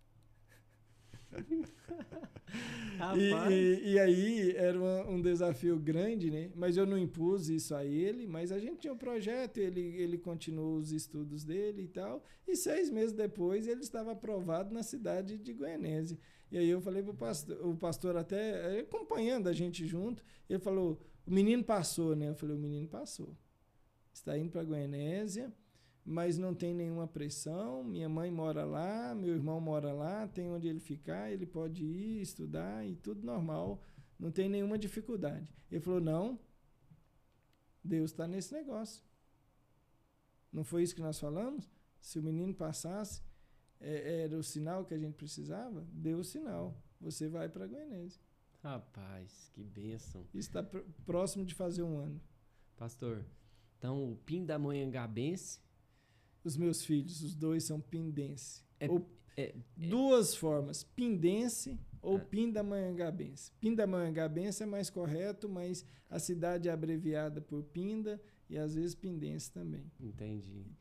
Eu tirei algum tempo lá. Então o Atos passou, está estudando lá agora para medicina, né? Em Goianésia. Em Goianésia. Isso. E o senhor está pastoreando lá, a igreja está caminhando também. Graças a Deus, a igreja caminhando, o Senhor abençoando, a gente implementando ainda, né, a nossa cara, o nosso jeito de ser e alavancando. O pastor Oswaldo fez uma estrutura magnífica lá antes de eu ir e a gente chegou e caminhando, graças a Deus. Antes do pastor Oswaldo lá, o pastor Jesus estava lá, né? Pastor Jesus do Amaral, pessoa que contribuiu imensamente para a obra lá, né? Em termos de estruturas e tal. Eu pude estar lá, né? Na época que o pastor Jesus também estava na igreja. A igreja estava muito bonita já também, com os estofados, né? Novos, a igreja muito bem cuidada. Então só melhorou, né? Eu acredito, pastor, que é um tempo novo, é um tempo de mudança, né? A gente está percebendo algumas transições acontecendo no estado. E eu sei que o Espírito Santo está transicionando, né? Verdade. E não apagando, não... como que eu posso dizer? Não está descrevendo, desconstruindo o que foi feito, né? Mas algumas organizações, algumas coisas estão acontecendo e a gente percebe a mão do Espírito Santo, né? Para impulsionar. Né? A gente percebe que quando o flecheiro ele vai tacar a flecha, ele puxa ela para trás. Isso. Né, pastor? Ele puxa a flecha para trás e a gente parece que está andando para trás, não parece? Isso. Mas de repente ele solta e a flecha vai muito longe. Então, e a Bíblia diz que os filhos são como flechas na mão do arqueiro. E um dia eu vi alguém falando, Léo, talvez até foi por aqui, que quando puxa, traz para perto do coração. Foi. E depois lança. É o pastor Jackson Marques. Você viu como que eu vejo seu pai? Você tá assistindo. Pastor, quando a gente fala sobre filhos, e a gente pode não somente olhar os nossos filhos físicos, mas os filhos da fé. E a gente precisa, pastor, sustento. Olhar para eles, impulsionar eles, sabe? Impulsionar. Eu sei que o pastor Oswaldo te impulsionou. É verdade. Você vai impulsionar muitos lá na igreja de Goianésia. E o que o senhor colocou no meu coração também impulsionar. Pois é, aí eu vejo isso, né?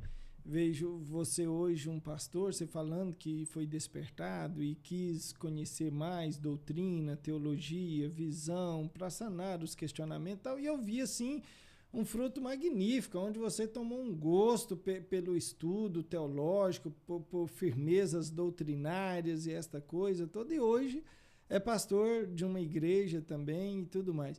E ontem eu tive com uma pessoa da sua igreja, né, o pastor Tito, e que já falou aqui também, e eu vi ele fazendo um trabalho magnífico, e ele também tomou esse gosto, essa paixão, e estudando, e firmeza doutrinária e conhecimento.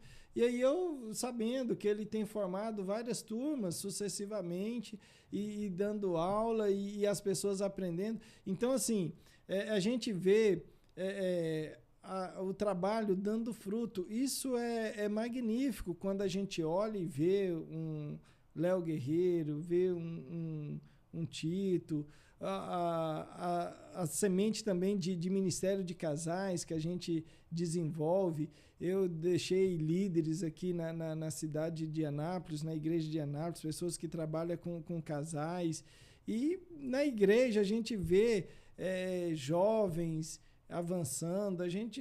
É muito lindo ver isso. A gente não tem dimensão da onde isso chega, né? Mas isso é obra de Deus, né? Isso é uma obra do Espírito Santo. Mas assim, eu fico feliz, pastor, porque as flechas elas vão ser lançadas. E lá, por exemplo, eu estou falando na vida do senhor, mas na nossa igreja, eu e o pastor Tito, o pastor Mateus, todos fomos flecha na mão do pastor Ciro, na mão do pastor Oswaldo, na sua mão. E nós estamos caminhando. Outra alegria também. Não é discípulo, mas outra alegria. A igreja da Vila Santa Isabel, né?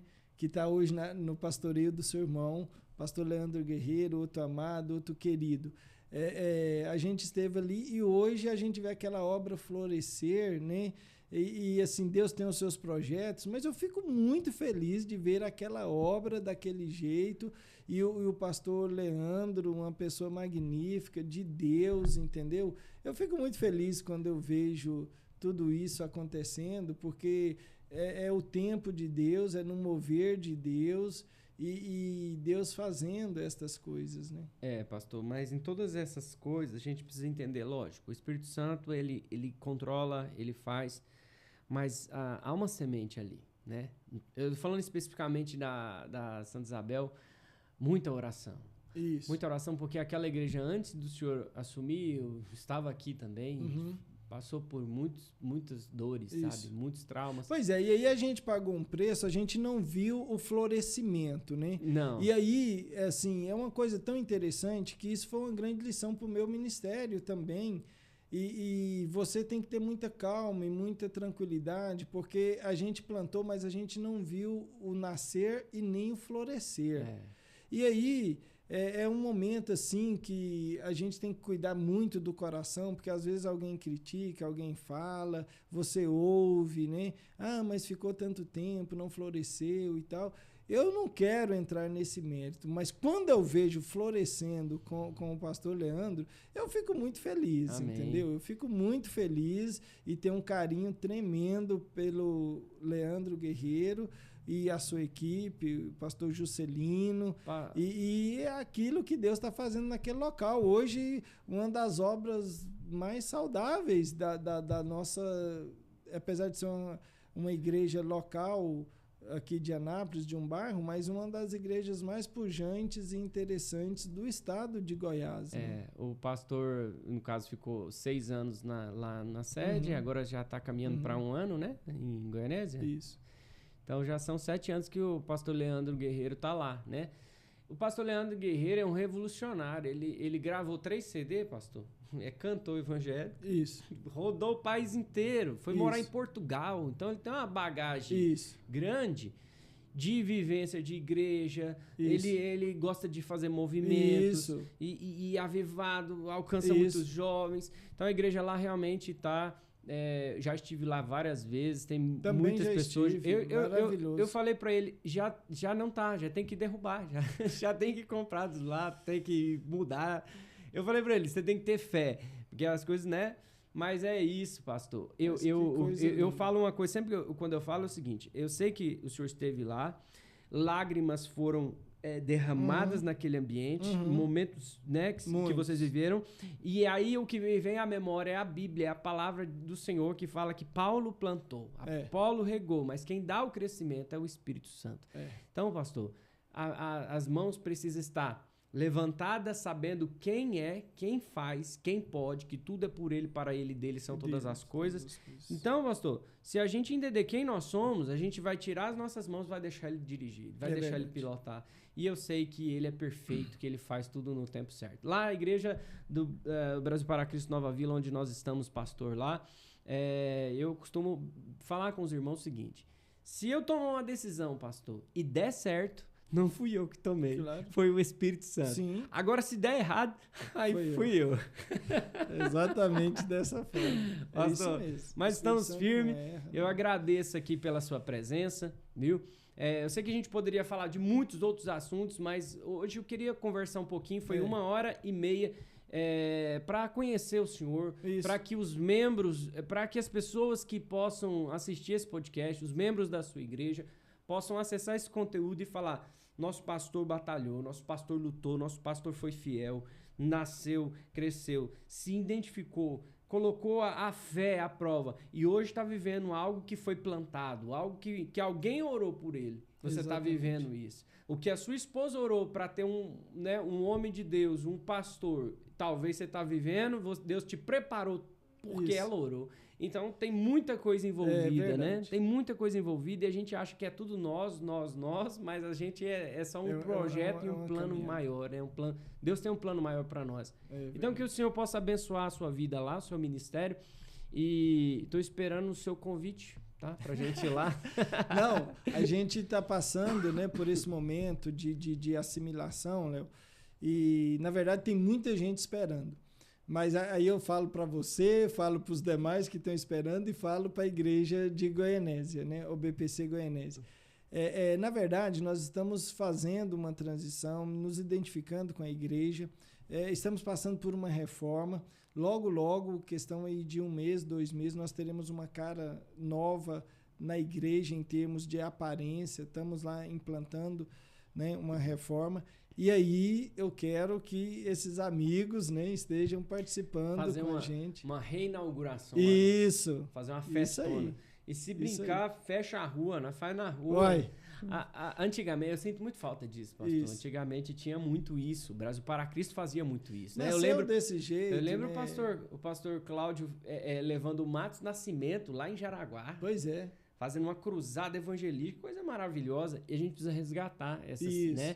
E daqui em Goianésia é pertinho, daqui em Jaraguá é pertinho, daqui é um pulo. A gente viaja mesmo, rapidão, vai, volta, e a gente precisa animar. Isso mesmo. E o tempo todo, né, Léo, a gente tem que estar buscando essa identidade nossa, né? Resgatando, igual eu falei no decorrer aqui da nossa fala, alguns traços, algumas coisas. É o dinamismo da obra de Deus. Hoje é dinâmico, a gente tem que mexer de um jeito, do outro jeito. A gente só não pode sair da palavra. A gente só não pode sair dos princípios, né? A gente não pode sair dos princípios, mas as estratégias mudam, mas ao mesmo tempo que mudam, é muito interessante, tem hora que você resgatar, porque isso acontece em tudo, né? Outro dia eu vendo uma loja vender uma geladeirinha, né? Parece que ela é lá do ano de 1950, né? Aí, onde arrumou essa geladeira? Não, é novinha em folha, só porque fez do modelo de lá. Então, as coisas, elas vão, elas voltam, elas retornam. Quem sabe é hora de ir aos espaços públicos, né? Quem sabe é hora de ir às ruas novamente, né? Temos que voltar à essência, porque, pastor, dava certo, era bom. Quando a gente se reunia, a gente tinha comunhão, não era cada um por si, né? A gente precisa voltar a ser um só, né? Então, mas isso daí, a gente tem visto que tem sido um traço, o pastor Oswaldo sempre ele prega isso como um dos marcos daquilo que ele quer deixar para o estado de Goiás, esta unidade, né? Então, veja só, a gente vê isso acontecendo no estado de Goiás, a igreja mais unida, a igreja mais um importando com o outro. Aí a gente vê esse alinhamento que está tendo no estado. O pastor Cláudio Góes também veio trazendo isso, somando, convidando quem quer andar junto com ele, que é a Igreja Matriz de Anápolis, você, Leandro Guerreiro. A gente vê que Deus está movendo em nós e nos alinhando, né, para um propósito maior. Pastor, o senhor tocou nesse assunto, acho interessante que, analisando, o campo ali de Girassol, como que tem crescido, né? Pois Como é. Deus tem abençoado ali na direção do pastor Jonathan. Vai estar aqui semana que vem, Amém. sexta-feira ele É vai uma estar bênção. aqui. Nós estivemos juntos lá no Congresso. No Congresso. A igreja em Cocalzinho, na liderança ali do Solismar. Potência, Que Deus... assim, crescimento contínuo. Outro dia eu vi lá batismo de mais de 20 pessoas, coisa fenomenal acontecendo. Maravilhoso. A igreja em Goiânia, com o pastor Rafael. Pastor Rafael. A igreja em Anápolis, né, tá unida, tá trabalhando, tá viva, né? A gente tem visto Itapuranga, né, também se desenvolvendo, pastor Adeir. Então, assim, a igreja em Rialma, em Séries, a igreja em Tubiara com o pastor tremendo, obra magnífica, milagrosa, né? Uma construção de uma igreja grandiosa, Séries. né? Tive em Séries outro dia, igreja linda, inaugurando, a igreja acabou de ser inaugurada, linda, olha, maravilhosa, pastor. Lugar estratégico. Como que é o nome do pastor lá em Séries? João de Barro. Pastor João, vem aqui, viu? Fazer um podcast com a gente. Muito bonito. Pastor de Rialma, que é o pai... Pastor Durval, que é o pai dessa região lá, né? É muito legal. Igreja em Jaraguá, Maria Nilza e outros. Pastora Denise, Davi, uma cidade também que o Brasil para Cristo avançando e magnífico também. Então, assim, a gente tem muitas igrejas hoje saudáveis, andando unido com a convenção, adquirindo visão de estratégias, entendeu? De se mover no espírito, entender aquilo que Deus está fazendo, né? Então, assim, muito lindo o que nós estamos vivendo com esse momento, né, da nossa obra e o Estado. Pastor, a gente não pode esquecer, lógico, tem muitas igrejas no estado, mas assim, essas pessoas a gente tem mais intimidade, a gente tá lá, a gente vê, a gente vai visitar. Outra igreja também que tem crescido bastante, a igreja de Nova Crixás. Sim. Estive lá, a igreja também estão construindo um monumento de igreja, uma igreja Amém. muito grande, né? Amém. Muito grande. A igreja de Uruana, né? Sim. Tem muitas também igrejas, comprou espaço, né, do lado e construindo e avançando, né? Tem sido então, assim, a gente tem que ver essa visão e avançar, né? Avançar. Bom demais. Nosso centro de convenções, né? Não deixando de mencionar aquele local lindo, maravilhoso. Estivemos lá agora na última semana, né? Cada dia mais melhoria, cada dia Mas isso tudo, né, Léo? O cumprimento da palavra de Deus. O pastor Oswaldo falou que há anos atrás, questão aí de 2 décadas atrás, ou até um pouco mais, alguém teve a visão que do centro se levantava um mastro. Olha. Né? Alguém olhava. Isso mais relacionado à nossa obra, né? Uhum. Mas não só a nossa obra, porque na verdade nós acompanhamos a nossa região, né? Você sabe disso, né? Goiânia, igrejas fenomenais, movimentos espetaculares. A gente não é só bairrista, a gente não enxerga só o nosso umbigo, né? A gente sabe que essa terra floresce o evangelho. Igreja Videira nasceu em Goiânia, hoje está não vou nem falar Brasil, está no mundo. Fonte da Vida nasceu em Goiânia, hoje abençoa o território todo e outras nações. A nossa igreja também abençoa nações, mais de 30 nações abençoadas. Mas não nasceu aqui em Goiás, mas alguém via um grande mastro levantado, isso relacionado ao Brasil para Cristo. Muito forte. E outro dia eu falei uma palavra para o pastor Oswaldo. Conta para nós. Quem sabe conta. É de Deus.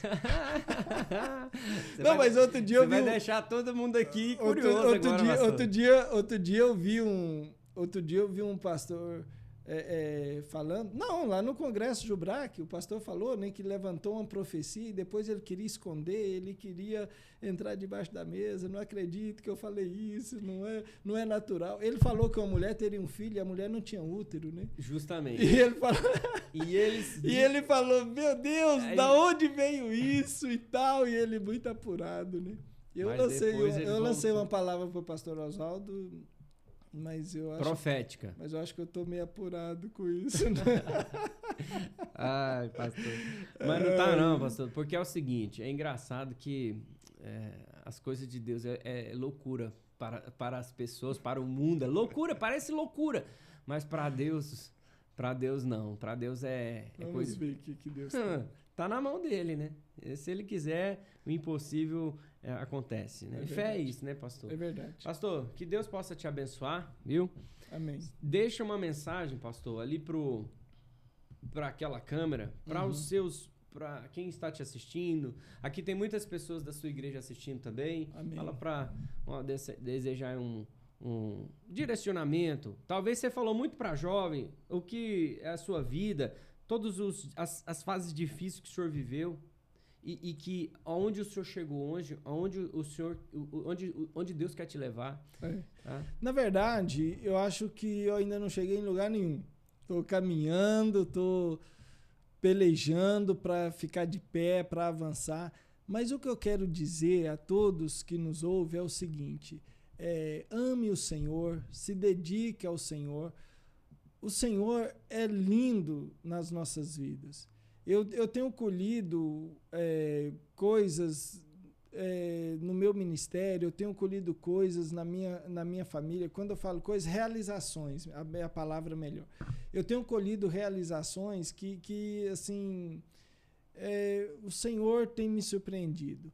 Começar pela minha esposa, uma mulher de Deus, uma guerreira. A gente passou muitas dificuldades, Léo, muitas dificuldades. Início de casamento, a conta assim que não dava para um lanche fora, um jantar fora. Então, quem vive de ministério sabe disso, né?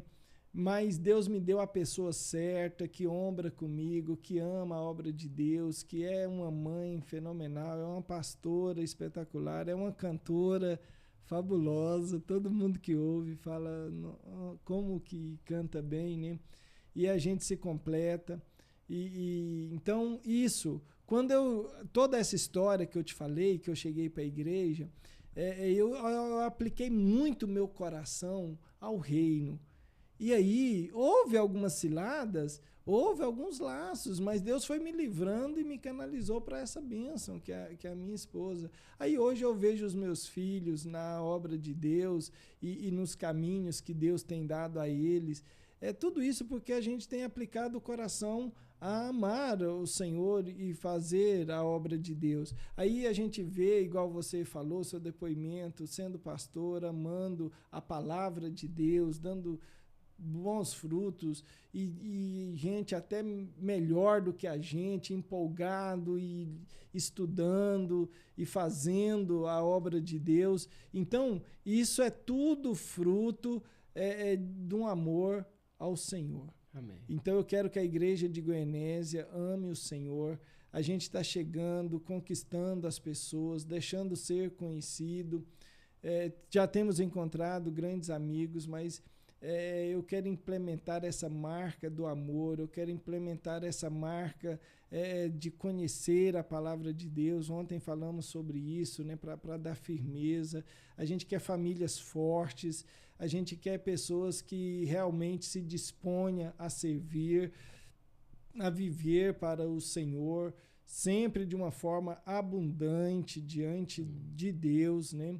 E fazendo. A gente não sabe o que Deus deseja fazer com a gente. A gente simplesmente tem que vencer um dia de cada vez pela fé. E aí a construção vai acontecendo, né? Então, aos jovens, aos casais, à igreja, a um jovem ministro, alguém que ambiciona o episcopado, o que eu digo é isso: ama o Senhor, faça dia após dia aquilo que você pode fazer, e é uma caminhada. Logo a gente vai vendo, mais cedo ou mais tarde, os frutos. Amém. Glória a Deus. Você que ficou conosco até esse momento, eu te agradeço a sua paciência. Agora é 1h43. Se você ficou aqui, ó, digita aí nos comentários aí, ó. Eu fiquei até aqui. Deus te abençoe. Se inscreva no canal aí, tá bom? E Deus abençoe você, pastor. Grande abraço Obrigado, a viu? você, Léo Guerreiro, os nossos ouvintes. Que Deus abençoe todos. Obrigado e até a próxima. Que a próxima vez que o senhor vier, a gente não vai falar mais da sua história, da cronologia. Nós vamos falar de coisas daqui para frente. Glória a Deus. Aleluia.